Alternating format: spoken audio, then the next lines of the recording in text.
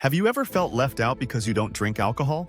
Or awkward at a wedding, work party, or dinner, trying to honor your values in a setting where wine flows freely? You're not alone, and you're not missing out. You're making a conscious choice rooted in both wisdom and wellness. In Islam, alcohol isn't just prohibited, it's protected against, for the benefit of the mind, the heart, the family, and society. Let's explore why, how, and what that means today. So, what does the Qur'an say about alcohol? The Qur'an didn't ban alcohol overnight. It revealed its stance in stages, acknowledging cultural norms while guiding people towards something better. Let's begin with clarity in prayer. O you who believe, do not approach prayer while intoxicated until you know what you are saying. Surah An-Nisa 4:43. Spiritual connection demands mental clarity. Even in early Islam, the link between alcohol and disconnection from God was made clear. Second, recognizing the harm in alcohol.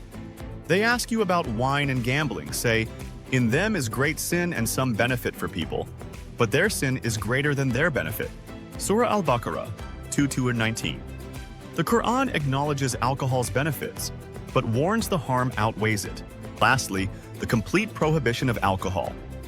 O you who believe, intoxicants, gambling, idols are abominations of Satan's handiwork. Avoid them so that you may succeed. Surah Al-Ma'idah 590-91. This final command closed the door, not to punish, but to protect. Why this was revolutionary? Before Islam, alcohol was celebrated in Arab culture. Poetry praised it. Gatherings revolved around it. Abstaining from alcohol wasn't just unusual, it was unthinkable. So when Islam guided believers away from it, it wasn't just a rule, it was a revolution.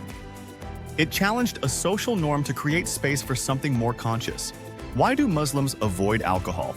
Islam is more than faith. It's a way of life built around discipline, clarity, and compassion. Here are 5 key reasons Muslims avoid alcohol. 1.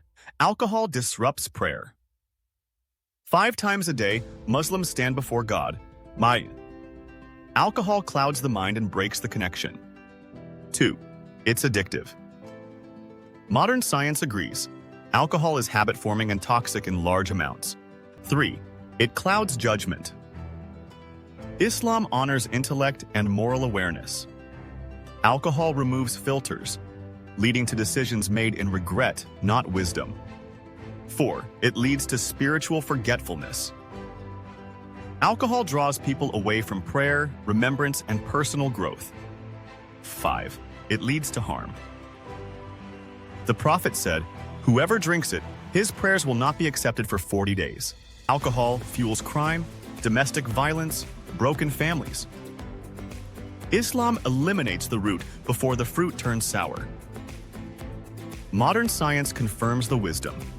Long before medical studies existed, the Qur'an identified alcohol as harmful. Today we know alcohol is a factor in over 3 million deaths per year. It's linked to liver disease, cancer, depression, and accidents. It's one of the most addictive legal substances in the world. Islam was ahead of its time, preserving what science would later prove. But isn't wine haram? How can it be halal? This is a common question. It's not the word wine that's forbidden, it's the intoxicating effect. Just like calling something a burger doesn't make it non-halal, it depends on the contents. Even bread, kombucha, and ripe fruit contain small traces of ethanol. But unless it intoxicates, it's not haram. If a large amount of something intoxicates, even a small amount is haram. So if a drink cannot intoxicate, even in large quantities, it is not considered haram. That's where halal wine comes in.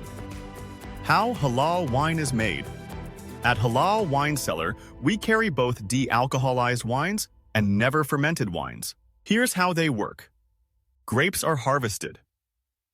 The wine is fermented and aged to develop real flavor. Then, alcohol is removed using methods like vacuum distillation, reverse osmosis, spinning cone columns. The result? Real wine. Zero alcohol. Lab tested at 0.0% ABV. No traces, no effects. Common misconceptions about non-alcoholic wine. Isn't it still wine? Yes, in flavor and experience, but not in alcohol. Doesn't non-alcoholic wine still have 0.5% alcohol? Some do, but we only carry 0.0% ABV wines completely alcohol-free. If it tastes like wine, isn't that haram? Taste isn't forbidden. Intoxication is. You're not imitating a sin. You're embracing a refined, permissible experience. Why non-alcoholic wine matters today. In today's world, alcohol is everywhere from social events to corporate culture. Muslims often face social pressure, fewer beverage options, feeling excluded or awkward. Halal wine changes that. It offers inclusion, sophistication, dignity. Whether you're Muslim, health-conscious, pregnant, or sober by choice, you deserve something better than soda in a wine glass. Islam's stance on alcohol isn't a limitation. It's liberation from addiction, harm, regret, and spiritual distance. At Halal Wine Cellar, we don't just sell wine. We offer clarity, community, confidence in every glass. 0.0% alcohol, crafted with tradition and integrity. Because halal wine isn't a contradiction, it's a solution. For joyful gatherings, mindful moments, and lives lived with intention. Cheers to conscious celebration, to elevated experiences, and to staying true to what truly matters.